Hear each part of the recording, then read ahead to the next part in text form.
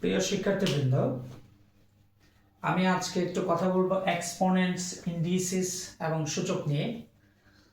তো আমি যখন ক্লাসে আমার স্টুডেন্টদেরকে আমি এটা বলি যে a টু দি পাওয়ার 0 সমান 1, তখন মোস্ট অফ দ্য স্টুডেন্টস আমাকে প্রশ্ন করে যে sir a to the power 0 সমান কেন 1 হলো।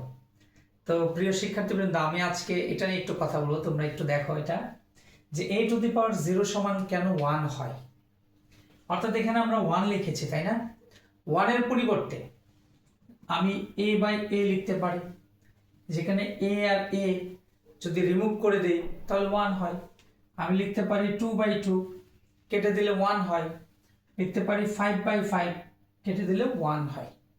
তাহলে আমি যদি প্রথম অংশটা একটু দেখি, a বাই a, অর্থাৎ এখানে a আছে কয়টি? এর পাওয়ার হচ্ছে 1, এখানে এর পাওয়ার হচ্ছে কত? 1।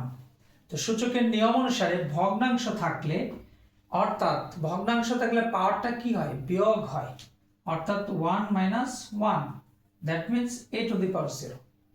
এটা একটা process, a to the power 0, that means 1 থেকে আমি পাইলাম a বাই a, আর a বাই a থেকে আমি আবার a টু দি পাওয়ার 0 পেলাম, that means 1 a by a, তারপরে a টু দি পাওয়ার 0। এটা একটা প্রমাণ। আমি আরো একটা প্রসেস দেখাচ্ছি তোমাদেরকে, সবাই একটু খেয়াল করো। অর্থাৎ আমি যদি বলি a to the power 0, a to the power 0 কে আমি লিখতে পারি a to the power 5 minus 5, অথবা a 1 মাইনাস 1, কারণ আমরা জানি 1 থেকে 1 গেলে কি হয়? 0 হয়। তাহলে সেই ক্ষেত্রে আমরা লিখতে পারি a1 ইন্টু a ইনভার্স 1, অর্থাৎ গুণ আকারে আছে, তাহলে সেটাকে আমরা লিখতে পারি a1।